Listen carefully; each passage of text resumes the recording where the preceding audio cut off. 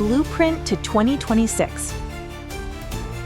LWEX's path to Tier 1. At the London launch, LWEX announced a clear strategic roadmap to 2026. This is not just a vision, but a concrete and executable timeline. The 3 key points include, in August 2025, wallet and trading account data interoperability; in February 2026, launching the internal testing of the P2P validation system; and in February 2026, completing the upgrade of the Tier 1 exchange standards.